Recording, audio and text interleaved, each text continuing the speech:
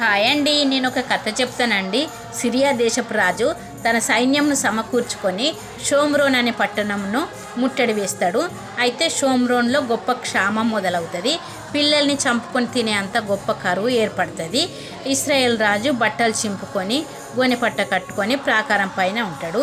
తిందాము అంటే పావురపు రెట్ట కూడా 5 రూపాయలకు అమ్మబడుతుంది. అంత దారుణం అండి. అయితే ఇదంతా జరుగునని చెప్పిన దైవజనుణ్ణి తల తీసేద్దామని తన మనుషులను పట్టుకొని పోతాడు రాజు.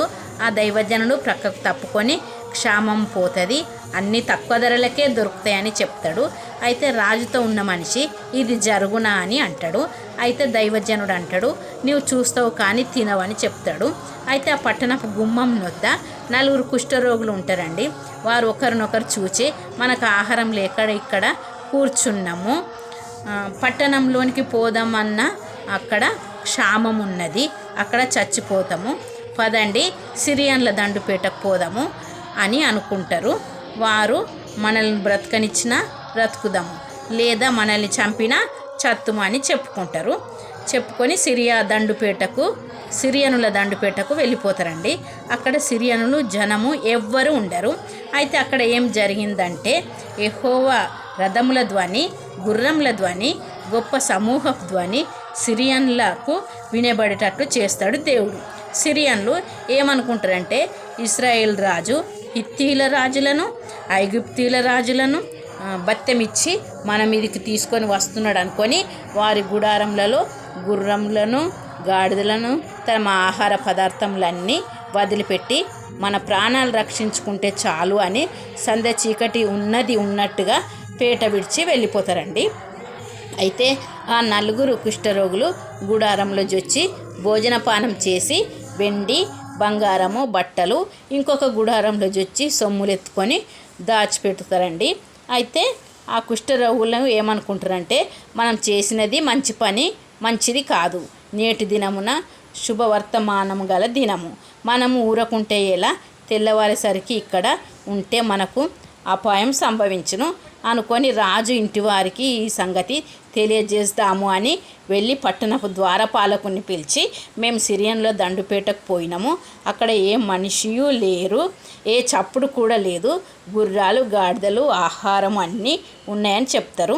రాజు రాత్రివేళ లేచి సేవకులతో మనము వారిని పట్టుకుంటామని పొలంలో పొంచి ఉన్నారని అంటాడు.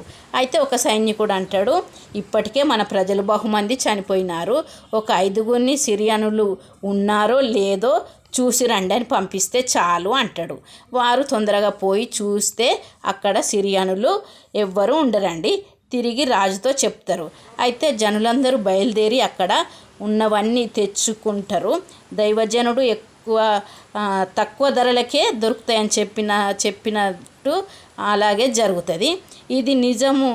ఇది నిజంగా జరుగునా అని అన్న వ్యక్తి అధిపతి ప్రజల తొక్కిసలాటలో చనిపోతాడు.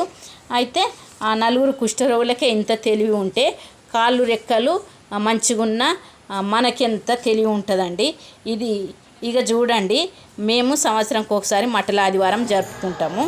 కొమ్మ పట్టి పాట పాడి కొమ్మ ఊపకపోతే మనసు పట్టదండి, సంవత్సరం అంతా బాధే. అయితే మా సంబరం చూడండి, మీకు కావాలంటే తీసుకోండి.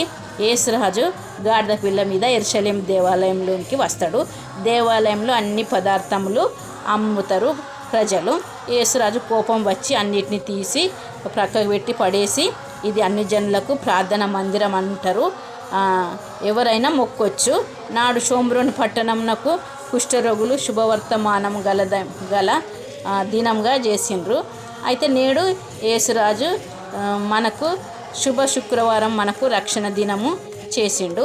గుడ్ ఫ్రైడేకు ముందు ఆదివారము జరుపుకుంటామండి. ఈ యొక్క మట్ల ఆదివారము గాడిద పిల్ల మీద వస్తాడు యేసు ప్రభు. గాడిద పిల్ల సాత్వికంకు గుర్తు. మరి ఖరీదైన వాహనములు అంటే అప్పుడు గుర్రము, ఒంటె. పేదవాళ్ళ వాహనం అంటే గాడిద పిల్ల.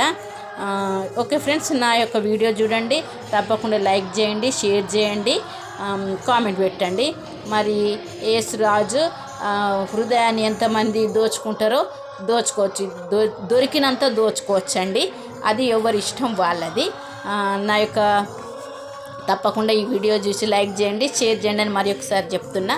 అయితే మరి షోమ్రోను అంటే అది ఇస్రాయేల్ రాజ్యంకు ముఖ్య పట్టణం షోమ్రోను. సిరియనులు అంటే అది ఒక దేశము. ఆ దేశం నుండే మరి వాళ్ళు వచ్చి చుట్టుముట్టిర్రు కదా. ఆ యొక్క తప్పకుండా నా వీడియో చూడండి, లైక్ చేయండి, షేర్ చేయండి. మేము ఎంత సంతోషంగా మట్ల ఆదివారం జరుపుకుంటున్నామో చూడండి. ఊరేగింపు చేసుకొని అంతా మరి రోడ్ పైన తిరిగి ఆలయంలోనికి వచ్చినాం మేము. ఈ విధంగా ప్రతి సంవత్సరము గుడ్ ఫ్రైడేకి ముందు మటల ఆదివారము జరుపుకుంటామండి. తర్వాత గుడ్ ఫ్రైడే చేసుకుంటాము. ఓకే ఫ్రెండ్స్, నా యొక్క వీడియో తప్పకుండా చూడండి. Bye bye.